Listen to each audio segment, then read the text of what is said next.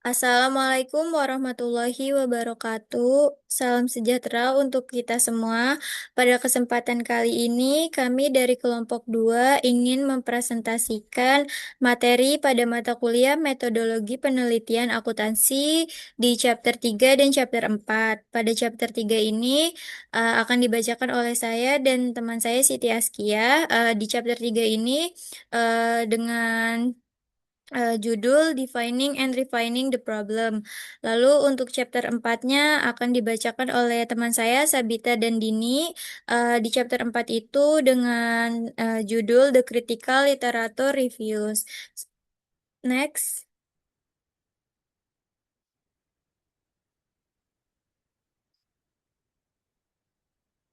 Sebelumnya, izinkan kami memperkenalkan anggota kelompok 2. Yang pertama dengan saya sendiri, Bunga Sania, dengan NIM 2023 1211027, dan teman saya. Saya Dini Aulia Hayati dengan NIM 2023 1211033. Dengan saya Siti Aska Kamila Putri dengan NIM 2023 1211065. Dengan saya Sabita Aulia dengan NIM 2023 12 11 008.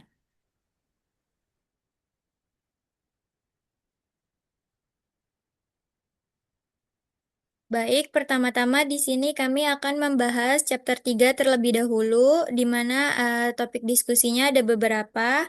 Yang pertama itu ada area masalah yang luas, lalu yang kedua ada penelitian pendahuluan, lalu yang ketiga ada mendefinisikan pernyataan masalah, yang keempat ada proposal penelitian, lalu yang keenam ada implikasi manajerial, dan pada chapter 3 yang terakhir ada isu etika dalam tahap awal investigasi. Boleh di next? Lalu pertama-tama ini pada topik yang pertama kita akan membahas area masalah yang luas, yaitu penelitian biasanya dimulai dengan sebuah masalah. Lalu, masalah didefinisikan sebagai situasi apapun di mana terdapat kesenjangan antara keadaan aktual dan juga ada keadaan ideal yang diinginkan. Lalu, masalah itu sendiri tidak selalu berarti ada sesuatu yang sangat salah dengan situasi saat ini yang perlu segera diperbaiki. Masalah tidak selalu negatif juga, tetapi juga ada masalah yang positif. Suatu masalah juga dapat mengindikasi Suatu masalah juga dapat mengindikasikan ketertarikan pada suatu isu di mana menemukan jawaban yang tepat dapat membantu memperbaiki situasi yang ada. Boleh di next? Lalu ini masih pada topik yang pertama, area masalah yang luas, di mana contoh-contoh masalah yang mungkin dihadapi manajer di lingkungan kerja itu ada beberapa. Di sini yang pertama yaitu ada penundaan yang lama dan sering terjadi menyebabkan banyak frustasi di kalangan penumpang maskapai penerbangan. Perasaan ini pada akhirnya dapat menyebabkan perubahan perilaku, komunikasi dari mulut ke mulut yang negatif, dan keluhan pelanggan. Lalu contoh-contoh masalah yang selanjutnya di sini ada tingkat pergantian staf lebih tinggi dari yang diperkirakan. Lalu ada juga instrumen yang diinginkan saat ini untuk menilai calon karyawan untuk posisi manajemen masih belum sempurna.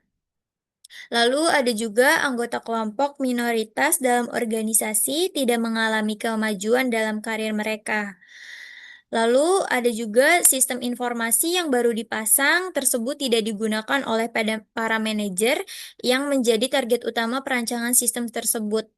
Kayak misalnya udah dibuat nih sistem informasi, tapi ternyata dengan target utama manajer, tapi justru si manajernya malah tidak menggunakan sistem informasi tersebut, padahal sistem tersebut tuh udah dirancang sedemikian rupa.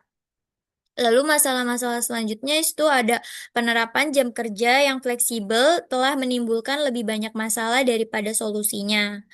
Lalu ada juga para pekerja muda di organisasi tersebut menunjukkan tingkat komitmen yang rendah terhadap organisasi. Jadi pada area masalah yang luas ini ada banyak contoh-contoh masalah yang dihadapi manajer di lingkungan kerjanya. Ada banyak. Boleh di next.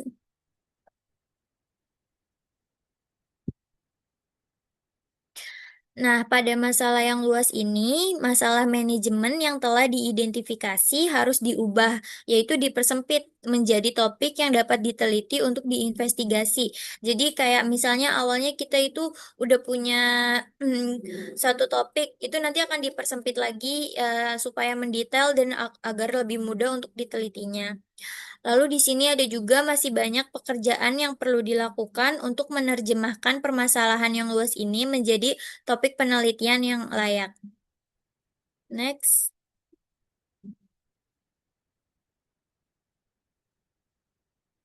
Lalu selanjutnya di sini ada masalah versus gejala. Sangat penting untuk tidak menganggap gejala masalah sebagai masalah yang sebenarnya. Terkadang itu baru gejala atau sebuah perkiraan. Nah, sebagai contoh di sini tuh seorang manajer mungkin telah mencoba mengurangi tingkat pergantian karyawan, kayak mengurangi shift di mana orang-orang terbaik meninggalkan organisasi dengan menaikkan upahnya, tetapi dengan sedikit keberhasilan. Padahal di sini dia udah ngurangin tingkat pergantian karyawannya, udah dengan naikin upahnya, tapi malah menimbulkan sedikit keberhasilan. Nah, di sini juga masalah sebenarnya mungkin adalah hal lain, misalnya kayak rendahnya motivasi karyawan yang merasa tidak memiliki cukup kendali atas pekerjaan mereka. Jadi mereka tidak termotivasi dan merasa gitu-gitu aja pekerjaannya. Jadi eh, tidak ada inovasi berkelanjutan. Lalu selanjutnya di sini tingkat pergantian karyawan yang tinggi mungkin hanyalah gejala dari masalah motivasi yang berakar dalam. Boleh di next.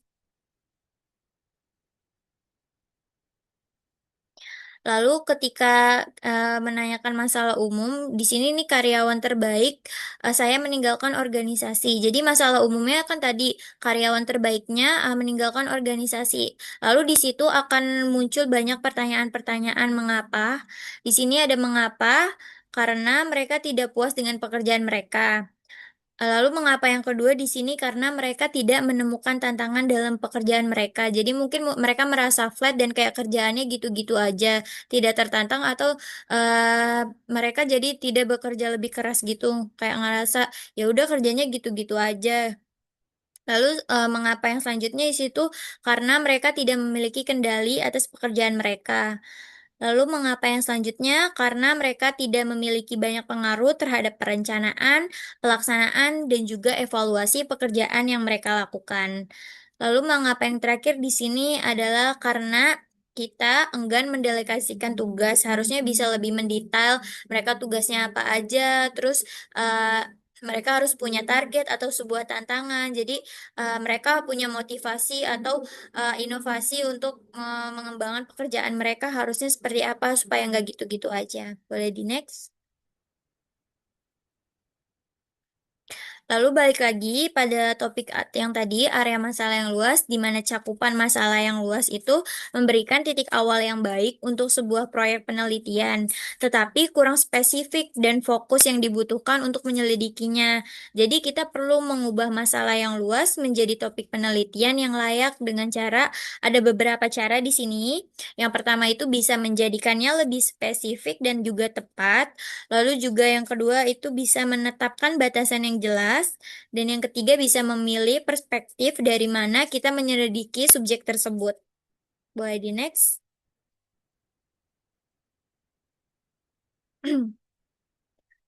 Lalu di sini yaitu memberikan kejelasan dan juga fokus pada masalah. Yang pertama rahasia atau secret untuk memberikan kejelasan dan juga fokus pada masalah Anda adalah dengan mengisolasikan ide-ide kunci dalam versi pertama pernyataan masalah tersebut. Nah, pernyataan awal yang luas mengenai masalah tersebut seringkali mencakup beberapa kata atau frasa yang didefinisikan. Next. Nah, pernyataan masalah di sini contohnya ada anggota kelompok minoritas dalam organisasi tidak mengalami kemajuan dalam karir mereka. Nah, untuk mengidentifikasi istilah-istilah kunci dalam pernyataan masalah Anda, carilah subjeknya. Nah, di sini kita tahu nih kalau pada masalah anggota kelompok minoritas nih, subjeknya tuh karir. Lalu ada juga kata kerjanya itu maju dan juga objeknya itu anggota kelompok minoritas dalam pernyataan masalah yang tadi. Nah, definisi istilah-istilah kunci harus tepat agar dapat mengidentifikasikan subjek penelitiannya dan juga mengakses literatur akademis yang relevan. Nah, definisi yang tepat ini akan memungkinkan kita untuk menjelajahi literaturnya. Sehingga di sini berlanjut ke tinjauan pustaka, dia akan membantu Anda.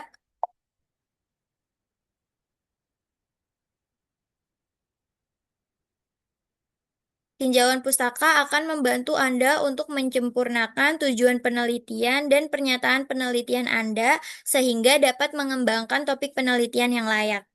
Boleh di next.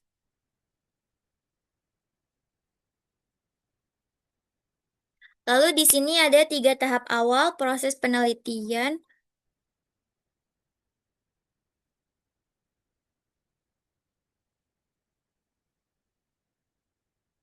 Di sini ada 3 tahap awal proses penelitian. Yang pertama yaitu pengungkapan informasi awal atau riset pendahuluan akan membantu kita melakukan transformasi yang diperlukan. Lalu yang kedua yaitu 3 tahapan awal proses penelitian tersebut nantinya akan menggambarkan bagaimana awal akar dari masalah manajemen yang luas menuju topik penelitian yang layak. Lalu yang ketiga, proses ini tidak linear, di mana di awal proyek kami harus bolak-balik antara penelitian pendahuluan dan juga balik lagi untuk mendefinisikan masalahnya.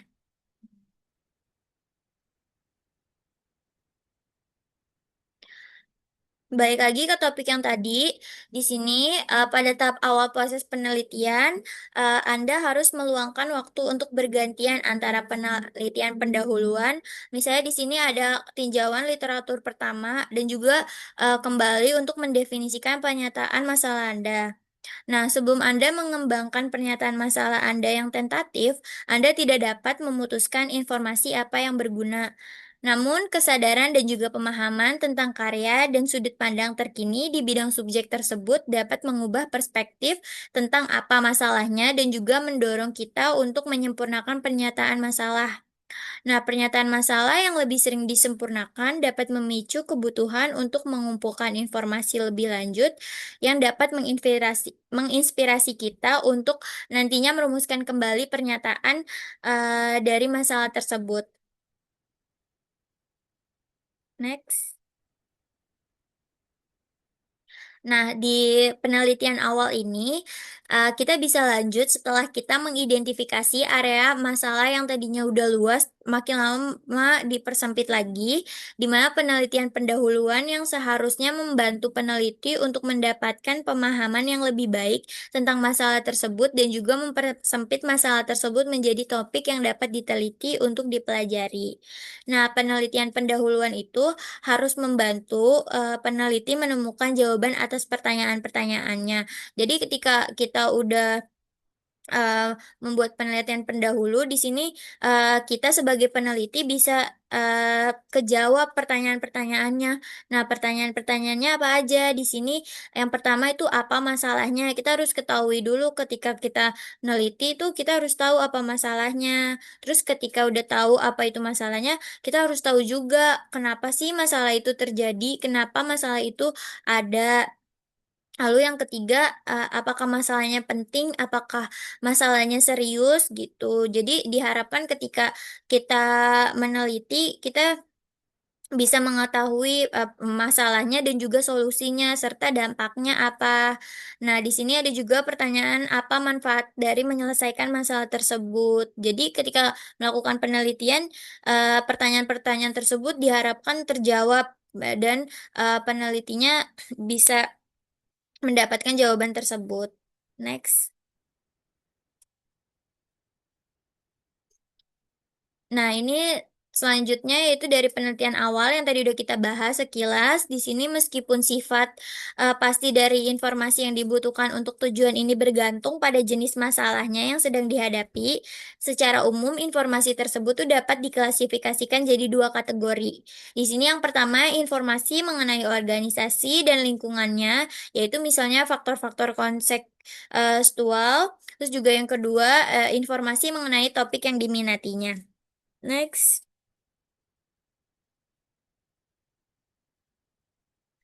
Baik, selanjutnya di sini ada informasi latar belakang organisasi, di mana informasi yang dikumpulkan mengenai konteks yang relevan, yaitu faktor-faktor tersebut nantinya akan berguna untuk berbicara secara berpengetahuan dengan manajer dan karyawan lain di perusahaan, serta mengangkat isu-isu relevan dengan masalah tersebut.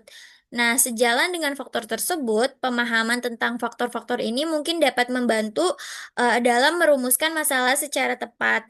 Informasi latar belakang dapat mencakup antara lain seperti faktor-faktor konseptual yang tercantum di bawah ini yang dapat diperoleh dari berbagai sumber. Ini ada beberapa.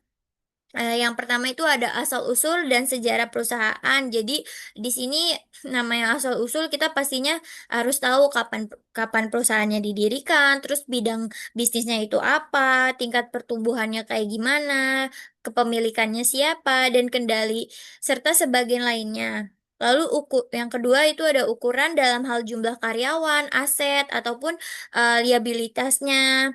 Lalu juga ada piagam, tujuan dan ideologi dari perusahaan itu tuh apa, tujuan dibangunnya apa, lalu lokasinya di tingkat regional, nasional, atau lainnya, dan juga sumber dayanya itu karyawan-karyawannya. Boleh di next.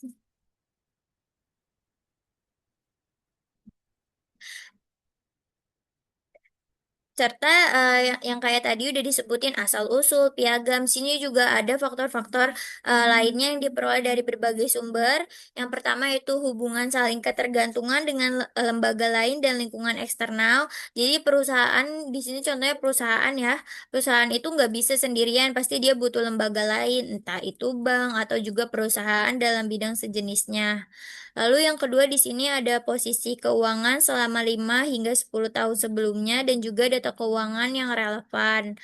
Terus juga selanjutnya ada informasi mengenai faktor-faktor struktural, misalnya ada peran dan posisi dalam organisasi, terus juga jumlah karyawannya di setiap tingkat pekerjaan, saluran komunikasi, sistem kontrol, dan juga sistem alur kerjanya kayak gimana. Terus juga informasi tentang filosofi manajemennya kayak gimana.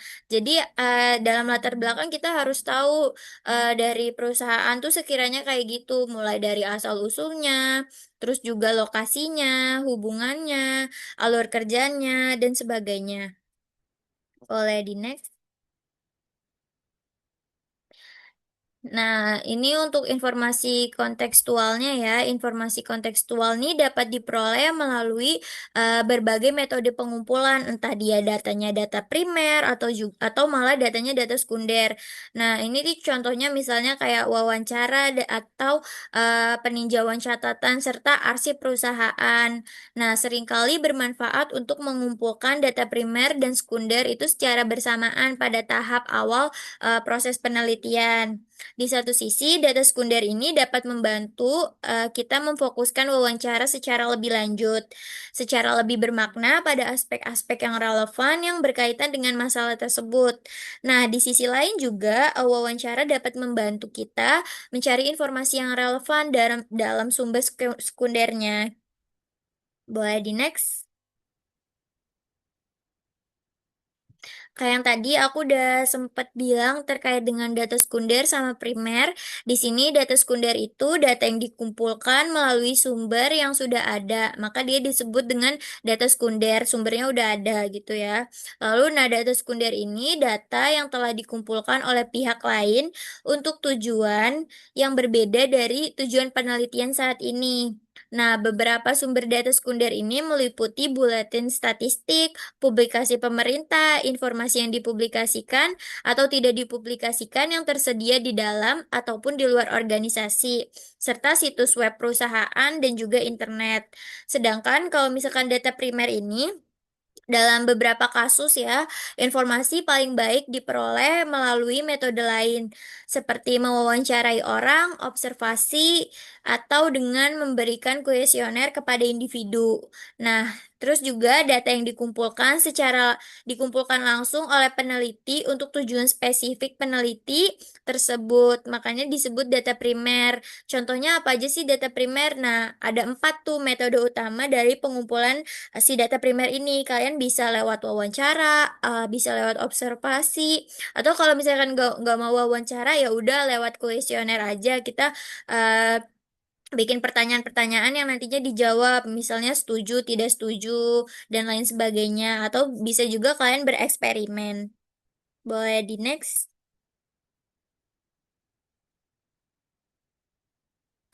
Oke, di sini ada 2 topik. Yang pertama mendefinisikan pernyataan masalah, di mana sangat penting bahwa pernyataan masalah tersebut tidak ambigu, spesifik, dan terfokus, serta bahwa masalah tersebut itu ditangani dari perspektif akademis tertentu. Terus seberapapun baiknya penelitian, tidak akan ada solusi dengan situasi tersebut jika isu kritis atau masalah yang akan diteliti tidak diidentifikasi dengan jelas. Nah, sedangkan pernyataan masalah yang baik itu rumusan masalahnya mencakup pernyataan tentang tujuan penelitian sama pernyataan penelitian. Nah, penelitian yang baik ini memiliki fokus yang terarah, sementara tujuan penelitian itu fundamental atau dasar dalam bisnis berkaitan dengan perluasan pengetahuan tentang proses, bisnis, dan manajemen secara umum. Tujuan utama penelitian ini seringkali untuk mengubah sesuatu guna memecahkan masalah yang spesifik yang dihadapi dalam lingkungan kerja. Boleh di next? Baik, untuk slide selanjutnya akan dibacakan oleh teman saya, Siti Askia. Dipersilakan. Oke, terima kasih banyak Bunda. Selanjutnya di sini ada mengidentifikasikan pernyataan masalah. Pernyataan masalah harus membahas baik tujuan penelitian maupun pertanyaan penelitian dari studi tersebut. Tujuan penelitian dan pertanyaan penelitian sangat berkaitan. Akan sulit untuk merinci pertanyaan penelitian secara memadai jika tujuan penelitian tidak jelas, tidak spesifik, atau ambigu. Pertanyaan-pertanyaan penelitian telah diklarifikasi sedemikian rupa, sehingga memungkinkan untuk dikaitkan dengan literatur yang ada di bidang-bidang terkait. Oleh karena itu, area permasalahan yang luas telah diubah menjadi topik yang dapat diteliti untuk dipelajari. Pernyataan masalah membahas baik mengapa atau tujuan maksud spesifik dari penelitian maupun apa pertanyaan penelitian utama atau serangkaian pertanyaan penelitian dari penelitian tersebut. Ada 3 kriteria utama untuk menilai kualitas suatu pertanyaan masalah. Pertanyaan tersebut harus relevan, layak, dan menarik.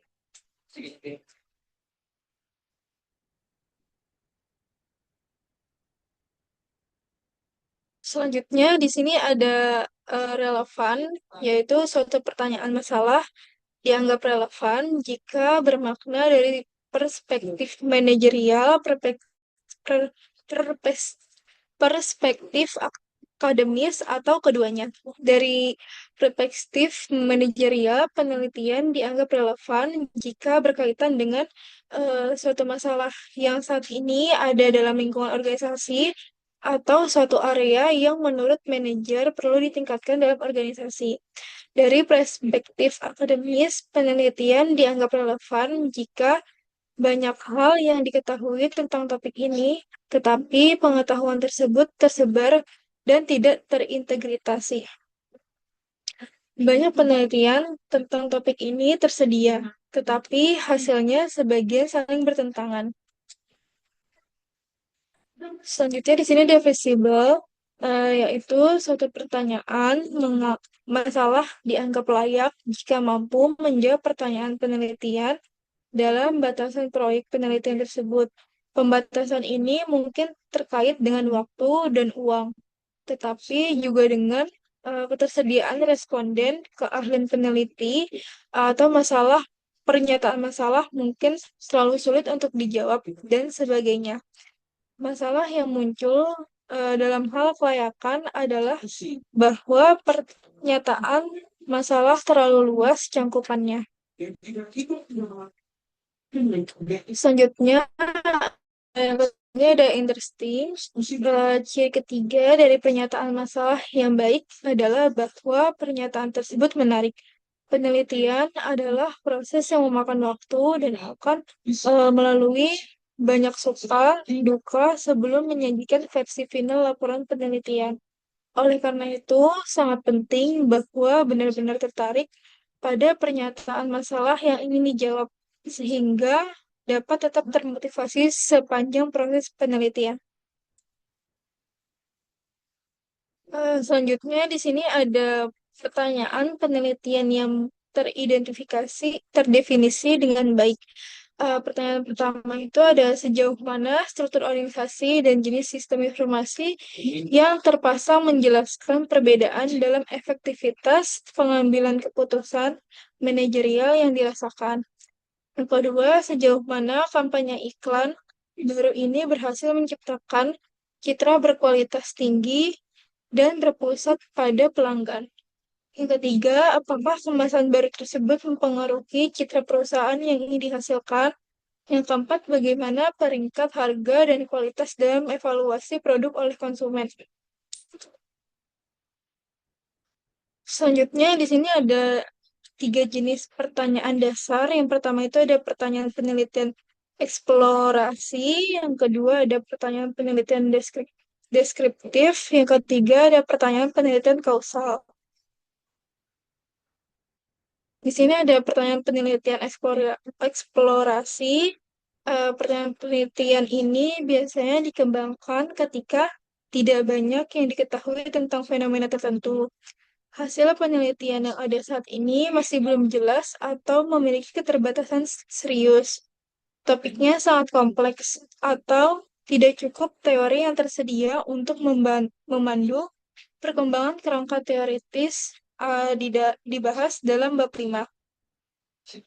Penelitian eksploratif seringkali bergantung pada pendekatan kualitatif untuk mengumpulkan data seperti diskusi informal dengan konsumen, karyawan, atau manajer, wawancara kelompok fokus, atau studi kasus yang dibahas dalam bab 6 dan bab 7. Pada umumnya, penelitian eksploratif bersifat fleksibel. Meskipun fokus penelitian pada awalnya luas, fokus tersebut menjadi semakin sempit seiring berjalannya penelitian. Hasil studi eksplorasi biasanya tidak dapat digeneralisasikan ke seluruh populasi. Selanjutnya ada pertanyaan penelitian deskriptif. Di sini tujuan dari studi deskriptif adalah untuk memperoleh data yang menggambarkan topik yang diminati. Sebagai contoh, jika kita ingin mengetahui beberapa persen populasi yang lebih menyukai Coca-Cola daripada Pepsi dalam uji buta ganda, kita tertarik untuk menggambarkan preferensi rasa konsumen. Studi deskriptif sering dirancang untuk mengumpulkan data yang menggambarkan karakteristik objek seperti orang, organisasi, produk atau merek, peristiwa, atau situasi. Penelitian deskriptif bersifat kuantitatif atau kualitatif. Hal ini dapat melibatkan pengumpulan data kuantitatif seperti peringkat kepuasan, angka produksi, angka penjualan, atau data demografis, tetapi juga dapat mencakup pengumpulan informasi kualitatif.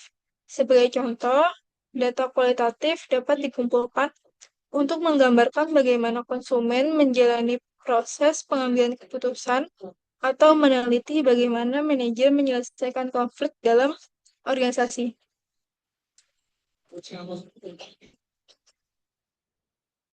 Selanjutnya, di sini ada pertanyaan penelitian kausal. Studi kausal menguji apakah suatu variabel menyebabkan variabel lain berubah atau tidak. Dalam studi kausal, peneliti tertarik untuk menguraikan satu atau lebih faktor yang menyebabkan suatu masalah. Contoh umum pertanyaan penelitian kausal adalah apa pengaruh sistem penghargaan terhadap produktivitas dan bagaimana nilai yang dirasakan mempengaruhi nilai pembelian konsumen. Tujuan penelitian yang melakukan studi kausal adalah untuk dapat menyatakan bahwa variabel X menyebabkan variabel Y.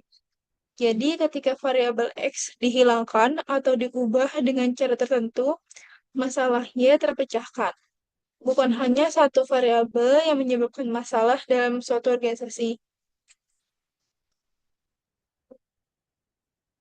Di sini tetap sama dengan penelitian kausal, ini untuk menetapkan hubungan sebab akibat keempat kondisi berikut yang harus dipenuhi. Satu, variabel independen dan variabel dependen harus berkorelasi. Yang kedua, variabel independen atau faktor penyebab yang diasumsikan harus mendahului variabel dependen. Tidak ada faktor lain yang mungkin menjadi penyebab perubahan pada variabel dependen. Diperlukan menjelaskan logis atau sebuah teori dan teori tersebut harus menjelaskan mengapa variabel independen mempengaruhi variabel dependen. Di sini selanjutnya ada jenis pertanyaan dasar. Para peneliti seringkali bertujuan untuk menjawab berbagai jenis pertanyaan penelitian dalam satu proyek. Oleh karena itu, cukup umum untuk melakukan penelitian eksploratif sebelum beralih ke studi deskriptif atau kausal guna mengembangkan pemahaman yang menyeluruh tentang fenomena yang sedang dipelajari. Memang ketiga jenis penelitian eksploratif, deskriptif, dan kausal sering dipandang sebagai blok bangunan, di mana penelitian eksploratif meletakkan dasar bagi penelitian dan deskriptif dan penelitian kausal dibangun di atas penelitian deskriptif. Selanjutnya di sini ada pandangan positif. Studi kausal merupakan inti dari pendekatan ilmiah. Bagi seorang positivis, dunia berpotensi berdasarkan hukum sebab dan akibat yang dapat dipahami. Jika metode ilmiah digunakan dalam penelitian eksploratif diperlukan ketika tidak cukup teori yang tersedia untuk membantu perkembangan kerangka teoritis. Dalam kasus seperti itu, penelitian eksploratif perlu dilakukan untuk memahami apa yang sedang terjadi. Berdasarkan pekerjaan pendahuluan ini, kita akan dapat menyusun desain yang lebih ketat, yaitu desain kausal untuk menyelidiki lebih lanjut. Selanjutnya ada proposal penelitian. Sebelum melakukan penelitian apapun, harus ada kesepakatan antara orang yang memberi izin penelitian dan peneliti mengenai masalah yang akan diselidiki, metodologi yang digunakan, durasi penelitian, dan biayanya. Hal ini memastikan bahwa tidak akan ada kesalahpahaman atau kekecewaan di kemudian hari bagi kedua belah pihak. Hal ini biasanya dilakukan melalui proposal penelitian yang diajukan oleh peneliti dan disetujui oleh sponsor, yang kemudian mengeluarkan surat izin untuk melanjutkan penelitian.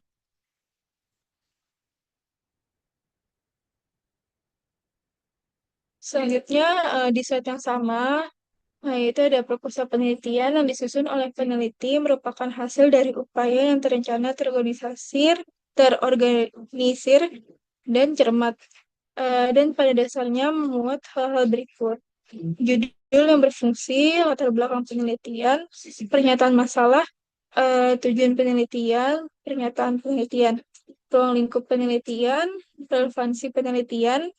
Selanjutnya ada rencana penelitian yang memberikan rincian tentang satu jenis penelitian itu bisa pakai eksploratif dan deskriptif. Yang kedua adalah metode pengumpulan data, tiga desain pengambilan sampel, keempat analisis data. Selanjutnya ada jangka waktu studi, termasuk informasi tentang kapan laporan tertulis akan diserahkan kepada sponsor. Selanjutnya, anggaran tersebut merinci biaya dengan mengacu pada hal-hal spesifik item pengeluaran. Yang terakhir ada bibliografi yang dipilih.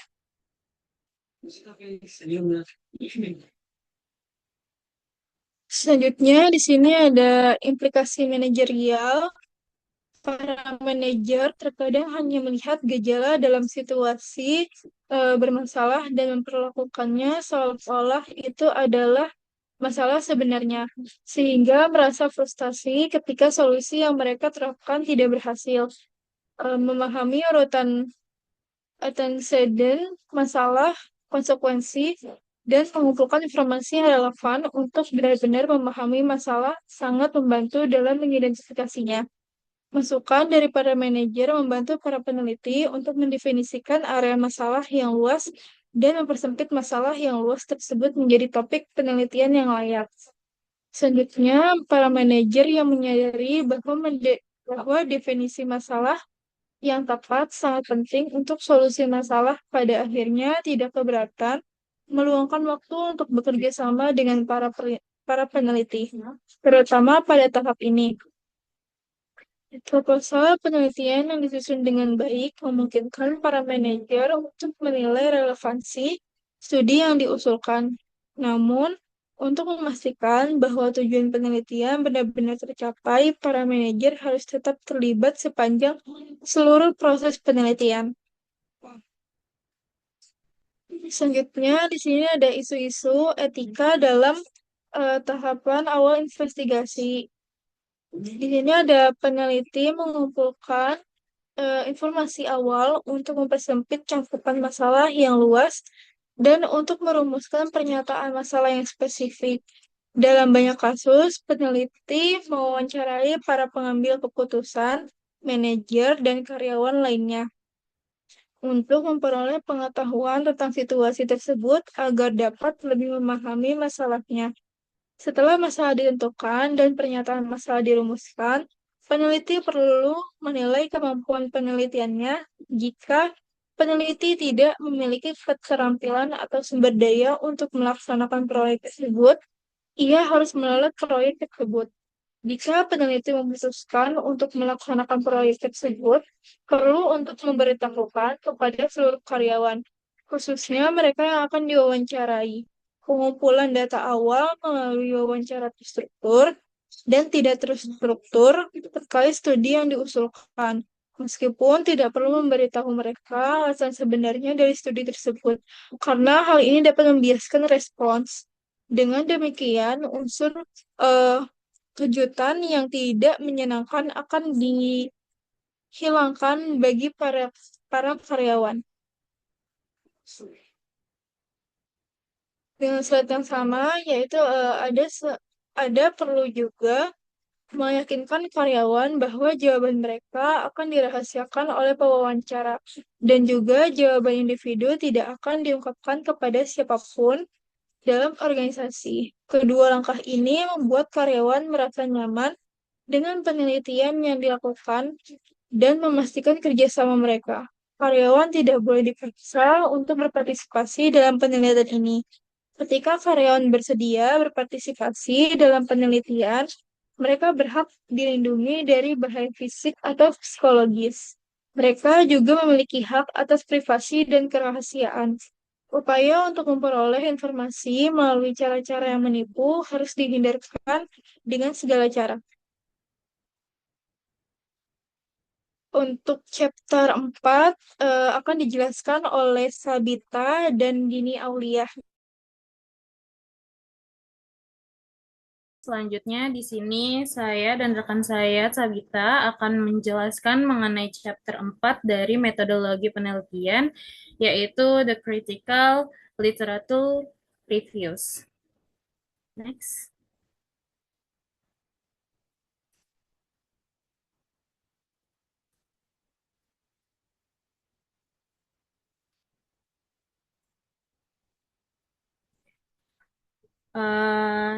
Pada tinjau literatur, pada slide ini menjelaskan bahwa secara umum tinjauan literatur itu memastikan penelitian yang kita lakukan ditempatkan relatif terhadap pengetahuan yang sudah ada dan dibangun berdasarkan pengetahuan tersebut.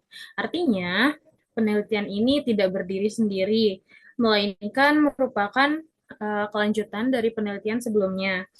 Tinjauan literatur membantu kita melihat suatu masalah dari sudut pandang tertentu, sehingga membentuk pola pikir yang lebih sistematis dan memunculkan wawasan yang berguna. Selain itu, tinjauan literatur juga mencegah kita itu dengan istilah membangun ulang roda, yaitu melakukan penelitian yang sebenarnya sudah pernah dilakukan sebelumnya tanpa memberikan nilai tambah. Dengan membaca penelitian terdahulu, kita dapat mengetahui apa yang sudah ditemukan, apa yang masih diperdebatkan, dan apa yang belum diteliti. Tinjauan literatur juga memperkenalkan terminologi yang relevan dan mendefinisikan istilah-istilah kunci. Hal ini juga penting karena suatu istilah bisa memiliki makna berbeda tergantung konteksnya. Dengan definisi yang jelas, tulisan kita juga menjadi lebih terstruktur dan juga mudah dipahami.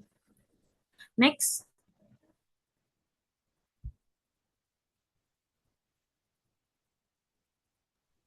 Maaf Askia, share screen-nya hilang.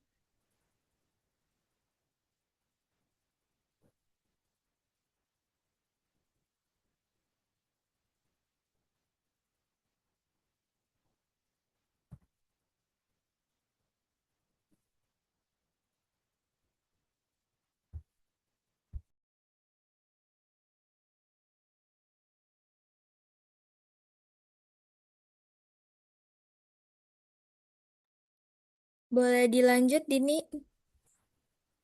Slide selanjutnya.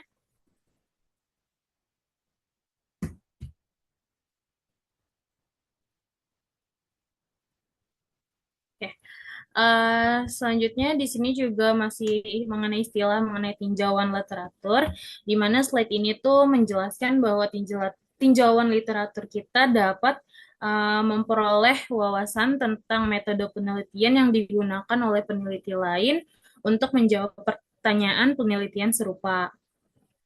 Dengan memahami metode yang telah digunakan sebelumnya, kita dapat mereplikasi penelitian yang sudah ada atau mengembangkannya lebih lanjut. Selain itu juga kita dapat menghubungkan temuan penelitian kita dengan temuan penelitian lain. Nah, tinjauan literatur juga memungkinkan penelitian kita ini dikontekstualisasikan dalam perdebatan akademik yang lebih luas.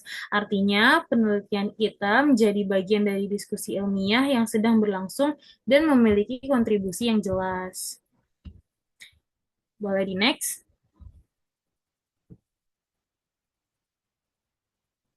Nah, oke. Selanjutnya, di sini how to approach the literature review. Langkah pertama dari suatu tinjauan pustaka ini melibatkan identifikasi sebagai berbagai materi yang diterbitkan dan tidak diterbitkan yang tersedia tentang topik yang diminati dan juga mendapatkan akses ke materi tersebut.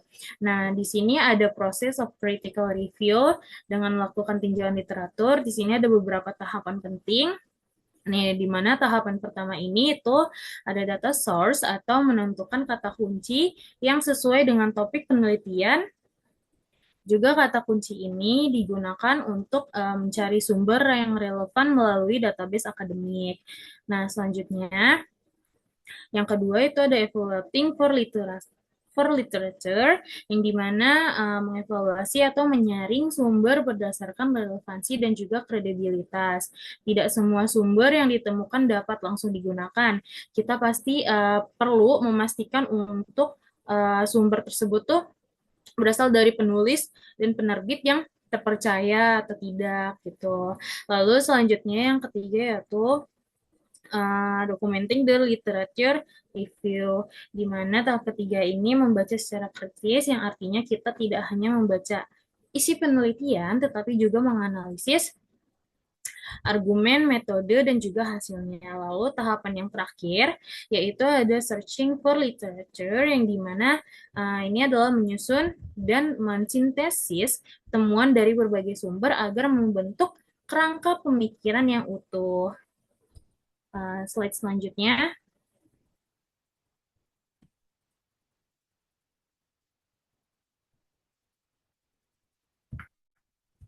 Nah, selanjutnya di sini ada sumber data, di mana di slide ini menjelaskan mengenai sumber data dalam tinjauan literatur. Sumber data ini merupakan elemen yang sangat menentukan kualitas suatu penelitian. Kualitas tinjauan literatur yang sangat bergantung pada bagaimana peneliti memilih, membaca, dan mengevaluasi sumber yang digunakan. Jika sumber yang digunakan tidak kredibel atau tidak relevan, maka landasan teori penelitian juga akan menjadi lemah.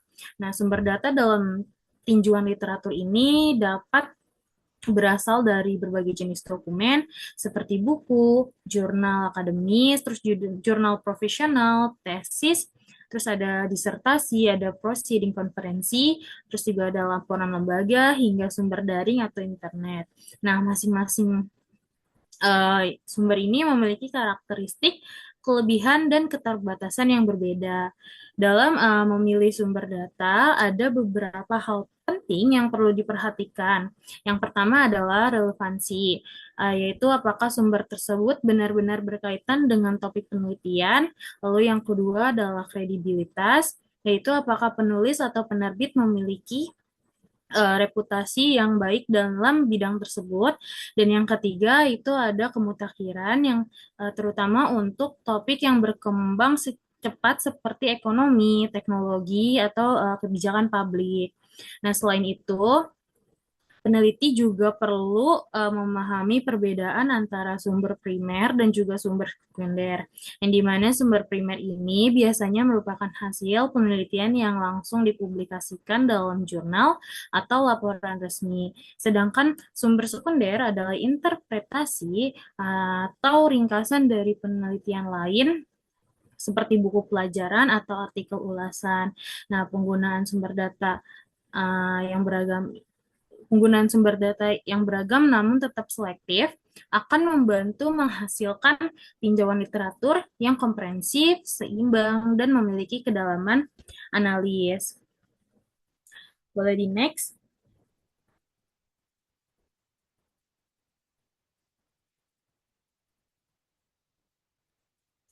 Nah, selanjutnya di sini ada buku pelajaran. Nah, slide ini tuh membahas mengenai buku pelajaran yang sebagai salah satu sumber literatur. Buku pelajaran atau textbook ini biasanya disusun oleh akademisi atau pakar di bidang tertentu dan dirancang untuk memberikan pemahaman yang menyeluruh mengenai suatu disiplin ilmu. Buku ini juga memiliki keunggulan dalam menjelaskan konsep-konsep dasar, teori utama, serta sejarah perkembangan suatu bidang secara sistematis. Nah, keunggulan utama buku ini sendiri adalah cukup cakupannya yang luas dan terstruktur. Buku juga membantu peneliti memahami gambaran besar sebelum masuk ke pembahasan yang lebih spesifik. Selain itu, buku seringkali membuat referensi tambahan yang dapat dijadikan pintu masuk untuk menemukan sumber lain seperti artikel jurnal atau penelitian terdahulu. Namun demikian, buku juga memiliki keterbatasan karena proses penulisan dan penerbitannya membutuhkan waktu yang cukup lama. Informasi dalam buku bisa jadi tidak seaktual di artikel jurnal terbaru. Oleh karena itu, buku biasanya lebih tepat digunakan sebagai dasar teori atau fondasi konseptual, bukan sebagai satu-satunya sumber informasi terbaru. Dalam penelitian akademik, buku juga berfungsi sebagai landasan awal untuk memahami konsep, sedangkan jurnal digunakan untuk memperdalam dan memperbarui pemahaman tersebut. Boleh di next?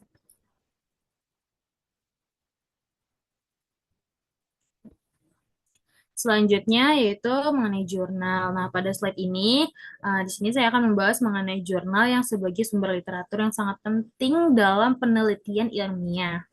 Jurnal akademis itu merupakan publikasi ilmiah yang berisi artikel penelitian, artikel ulasan, maupun kajian teoritis yang telah melalui proses peer review. Proses peer review berarti artikel tersebut telah dievaluasi oleh para ahli di bidangnya sebelum dipublikasikan. Nah, hal ini membuat jurnal memiliki tingkat kredibilitas yang tinggi. Dalam jurnal akademis, terdapat dua jenis artikel yang umum digunakan dalam tinjauan literatur. Pertama, itu adalah artikel penelitian empiris yang melaporkan hasil penelitian berdasarkan data yang dikumpulkan dan dianalisis secara sistematis. Artikel jenis ini sangat penting karena memberikan bukti ilmiah yang konkret.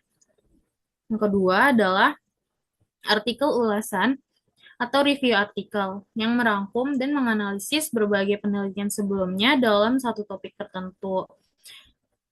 Artikel ulasan juga ini sangat membantu dalam memahami perkembangan penelitian secara menyeluruh serta mengidentifikasi research gap.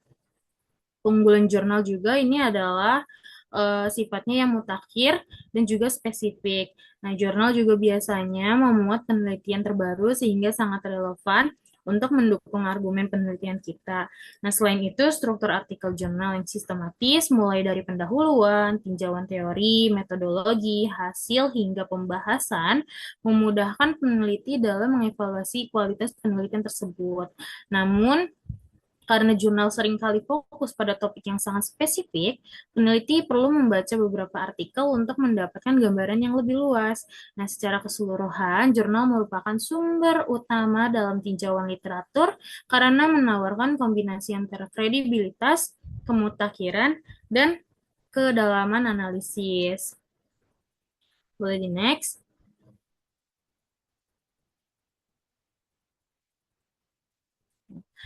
Selanjutnya, saya akan membahas mengenai tesis yang sebagai salah satu sumber literatur yang penting dalam penelitian. Nah, tesis ini, baik itu tesis magister ataupun disertasi doktoral, merupakan karya ilmiah yang disusun berdasarkan penelitian mendalam dalam suatu bidang tertentu. Berbeda dengan artikel jurnal yang biasanya lebih ringkas dan juga fokus pada satu temuan utama, tesis ini cenderung memiliki pembahasan yang jauh lebih komprehensif dan juga detail. Nah, salah satu keunggulan utama tesis adalah pada bagian tinjauan literaturnya yang sangat sistematis dan luas. Penulis tesis ini biasanya melakukan eksplorasi teori secara mendalam, membandingkan berbagai pandangan ahli, serta menyajikan perkembangan penelitian dari waktu ke waktu. Hal ini membuat tesis menjadi sumber yang sangat kaya untuk memahami suatu topik secara menyeluruh. Selain itu, tesis juga menjelaskan metode penelitian secara rinci, mulai dari desain penelitian, teknik pengumpulan data, hingga metode analisis yang digunakan.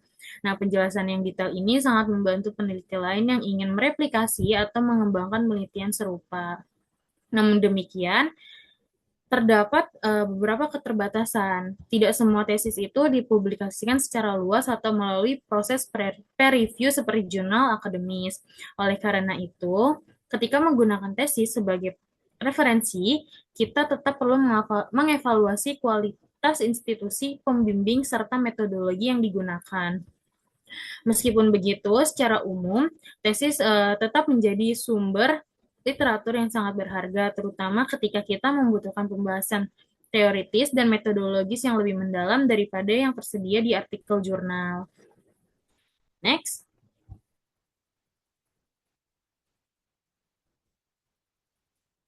Nah, selanjutnya ada proceeding konferensi. Proceeding konferensi ini berisi kumpulan makalah yang dipresentasikan dalam suatu seminar atau konferensi ilmiah. Sumber ini sangat penting terutama dalam bidang yang berkembang cepat seperti ekonomi digital, teknologi atau kebijakan publik, serta seringkali memuat penelitian terbaru yang belum dipublikasikan dalam jurnal. Keunggulan utama proceeding adalah itu sifatnya juga mutakhir. Banyak penelitian awal atau preliminary findings pertama kali dipresentasikan dalam konferensi sebelum diproses lebih lanjut untuk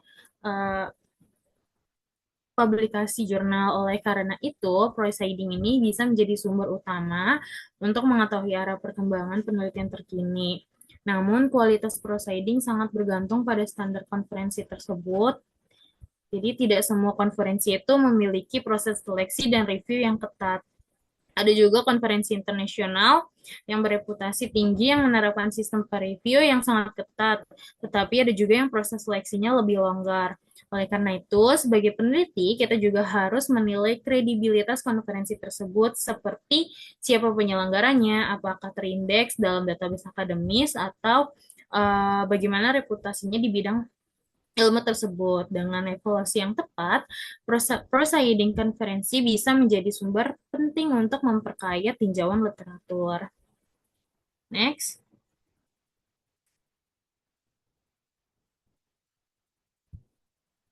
Selanjutnya ada naskah yang tidak diterbitkan.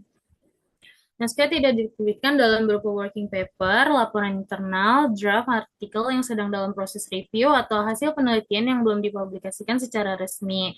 Nah, working paper itu misalnya sering digunakan dalam bidang ekonomi dan bisnis. Dokumen ini biasanya dipublikasikan oleh universitas atau lembaga penelitian sebelum masuk ke jurnal. Working paper memungkinkan peneliti lain untuk membaca dan memberikan masukan terhadap penelitian tersebut. Nah, keunggulan dari naskah tidak diterbitkan adalah akses terhadap ide-ide terbaru sebelum dipublikasikan secara formal. Namun, karena belum melalui proses review yang ketat, validitas dan reliabilitasnya perlu dievaluasi dengan sangat hati-hati.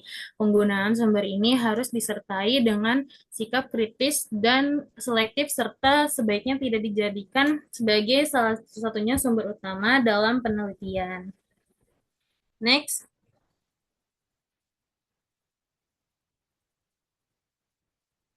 Selanjutnya ada laporan, yang mana laporan ini baik dari pemerintah, lembaga internasional, maupun perusahaan merupakan sumber literatur yang sangat relevan, terutama dalam penelitian terapan.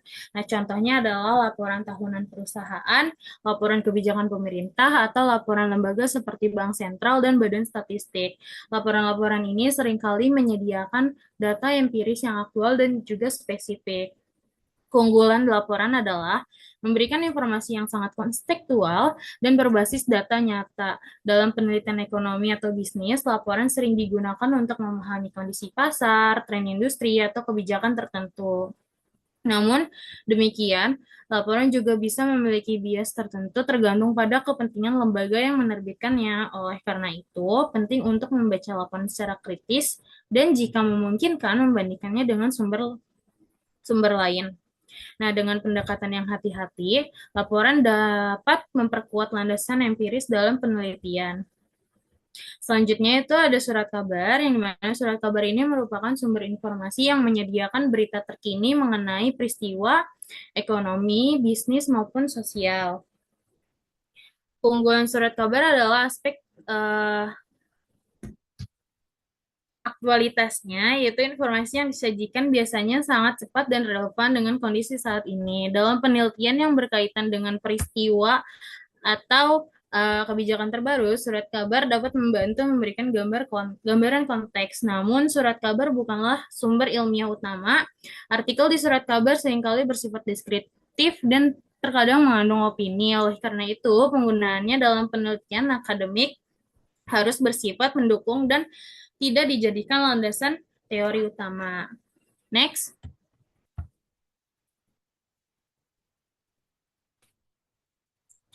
Ya, selanjutnya yaitu ada internet, yaitu internet ini juga menjadikan salah satu sebagai sumber literatur, yang dimana internet ini memberikan kemudahan akses terhadap berbagai sumber informasi, mulai dari jurnal, buku elektronik, laporan, hingga database statistik. Nah, keunggulan utama internet adalah efisiensi dan juga keluasan aksesnya. Namun, karena internet bersifat terbuka dan tidak selalu memiliki mekanisme kontrol kualitas yang ketat, peneliti harus sangat berhati-hati dalam memilih sumber. Beberapa hal yang perlu diperhatikan adalah domain situs, reputasi lembaga atau penulis, referensi yang digunakan, serta apakah informasi tersebut dapat diverifikasi melalui sumber lain.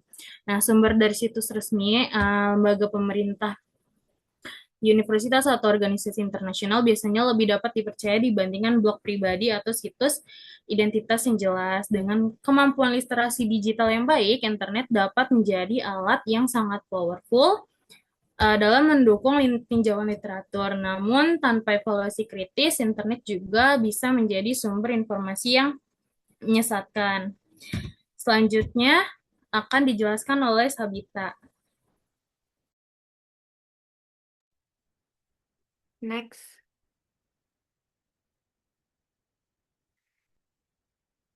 Pada saat ini, kita akan membahas salah satu isu etika utama dalam literatur review, yaitu mispresenting other authors, atau menyalahartikan karya orang lain. Dalam penelitian ilmiah, literatur review memiliki peran yang sangat penting, karena bagian ini tuh bukan cuma ringkasan penelitian sebelumnya, tetapi juga merupakan fondasi teoritis yang menjadi dasar bagi penelitian kita. Yang artinya, sebelum kita membangun argumen sendiri, kita berdiri di atas pemikiran, teori, dan temuan dari penelitian lain. Karena itu, ketika kita menyampaikan kembali ide atau hasil penelitian orang lain, kita memiliki tanggung jawab moral dan akademik untuk memastikan bahwa apa yang kita tulis benar-benar mempresentasikan makna asli dari sumber tersebut. Mispresenting terjadi ketika ide, teori, atau hasil penelitian disampaikan secara tidak akurat. Hal ini bisa terjadi secara sengaja, misalnya untuk memperkuat argumen sendiri, atau secara tidak sengaja karena kurang teliti membaca.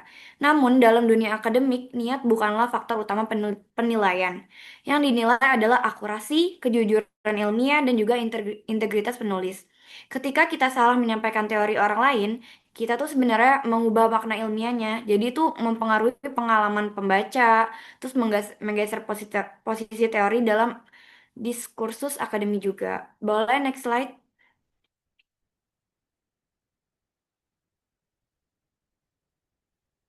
Nah, selanjutnya kita akan membahas bentuk-bentuk dari mispresentation.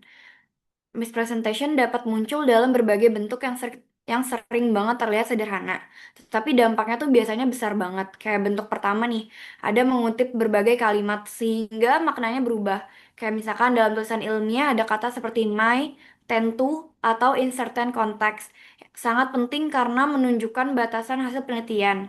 Jika kata-kata pembatas tersebut dihilangkan, makna penelitian bisa berubah dari kemungkinan terbatas menjadi kepastian umum. Lalu yang bentuk kedua itu ada mengabaikan konteks penelitian. Misalnya, teori dikembangkan dalam konteks negara maju yang digunakan secara langsung pada negara berkembang tanpa menjelaskan perbedaan kondisi sosial dan ekonomi. Lalu yang ada bentuk ketiga, yaitu adalah membesar-besarkan atau mengecilkan hasil penelitian. Misalnya, peningkatan kecil ditulis sebagai perubahan yang sangat signifikan. Lalu bentuk keempat adalah mengklaim bahwa penulis mengatakan sesuatu yang sebenarnya tidak mereka maksud. Semua bentuk ini tuh mengarah pada satu masalah yang sama, yaitu distorsi makna ilmiah. Boleh next slide?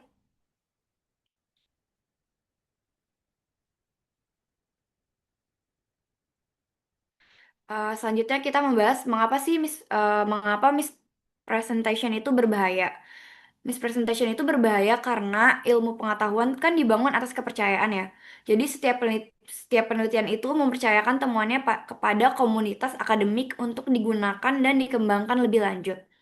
Jika satu penulis aja yang salah nih menyampaikan makna penelitian, maka kesalahan tersebut tuh dapat menyebar ke penelitian yang lain. Akibatnya, teori yang awalnya akurat bisa berubah menjadi makna secara bertahap.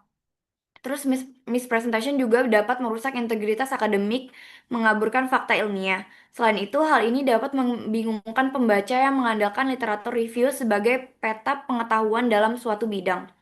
Lebih jauh lagi, mispresentation teori dapat membuat argumen penelitian menjadi tidak valid.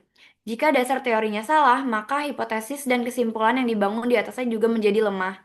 Dalam beberapa kasus, mispresentation bahkan dapat dianggap sebagai manipulasi ilmiah, terutama jika dilakukan untuk memperkuat posisi penulis sendiri. Boleh next slide?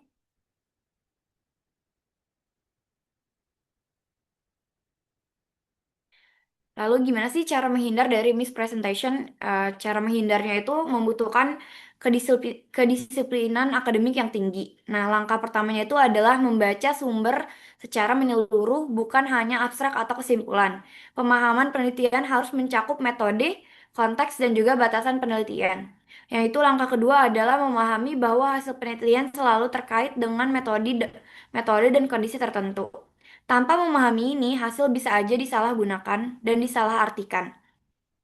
Lalu langkah yang terakhir adalah melakukan parafrase berdasarkan makna, bukan berdasarkan kata. Parafrase yang benar harus mempertahankan ide inti dari sumber asli. Langkah keempat adalah melakukan verifikasi ulang sebelum mengumpulkan tulisan dengan membandingkan parafrase terhadap sumber asli atau untuk memastikan tidak terjadinya perubahan makna. Next.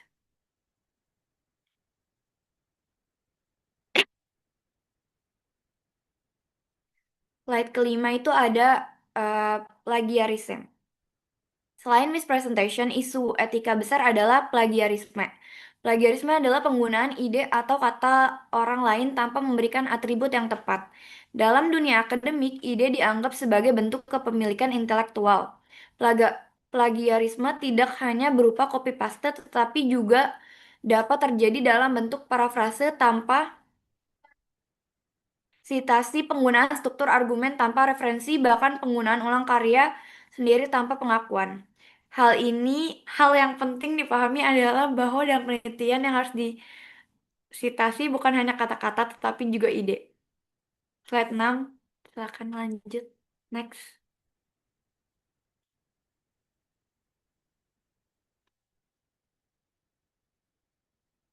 Selanjutnya kita akan membahas tentang penyebab dan dampak plagiarisme.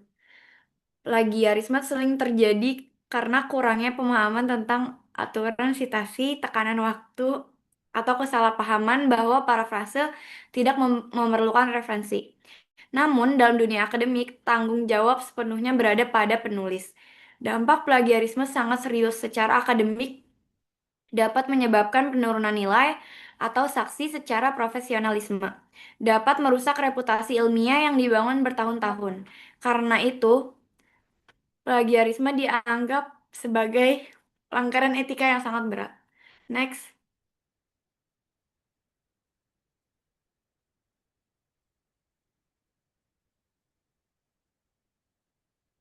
Next, Kia.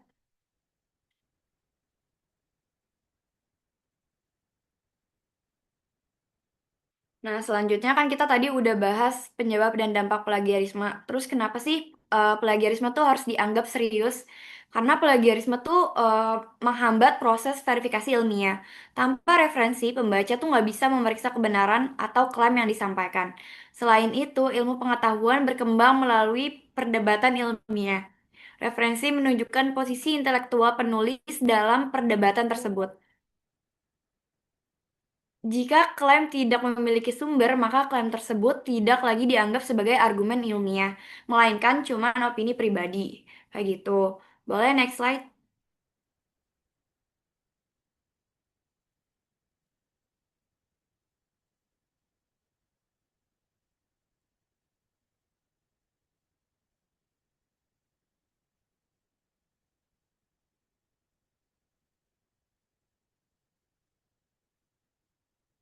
Di slide ini kita akan membahas penggunaan sumber secara etis yang menjadikan gambaran penelitian secara objektif dan tidak selektif. Di sini ada 4 kondisi. Yang pertama itu menggunakan sumber kredibel yang relevan. Yang kedua, tidak hanya memiliki sumber yang mendukung opini pribadi, bias atau selektif. Yang ketiga, ada menampilkan berbagai sudut pandang. Yang keempat, ada tidak menghilangkan penelitian yang bertentangan. Boleh next slide.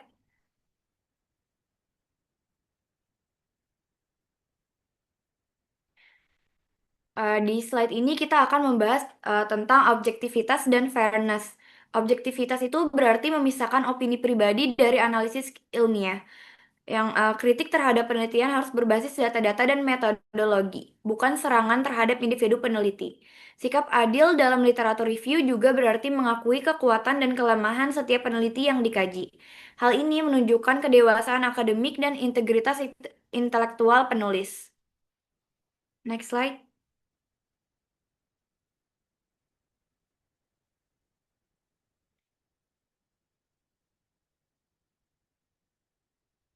Di sini kita membahas terkait proper citation dan referencing. Citasi merupakan bentuk transparansi dalam penelitian. Dengan mencantumkan sumber, penulis menunjukkan bahwa klaim yang disampaikan memiliki dasar yang jelas. Format citasi harus konsisten dan setiap sumber yang dikutip harus tercantum dalam daftar pustaka. Kesalahan kecil dalam citasi dapat menimbulkan keraguan terhadap keterlibatan dan profesionalisme penulis. Next.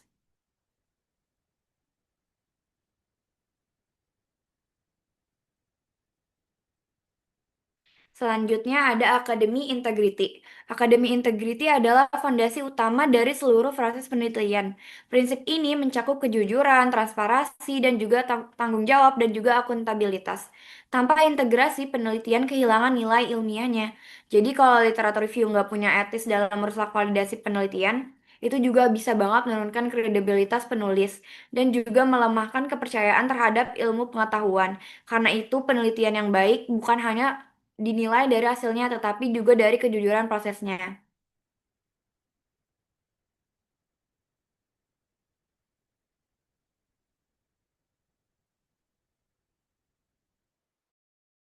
Saya akan membacakan kesimpulan dari bab 3, yaitu menekankan pentingnya merumuskan masalah secara jelas, spesifik, identifikasi masalah umum, dipersempit melalui primary research, lalu dirumuskan dalam problem statement yang sistematis. Bab ini tuh juga menjadi fondasi penelitian karena kualitas rumusan masalah menentukan arah keberhasilan penelitian. Lalu kesimpulan bab 4 itu menjelaskan bahwa literatur review harus dilakukan secara kritis, bukan hanya merangkum tetapi juga menganalisis dan menemukan research gap. Kajian literatur memperkuat dasar teori dan membantu variabel serta memastikan penelitian memiliki landasan ilmiah yang kuat.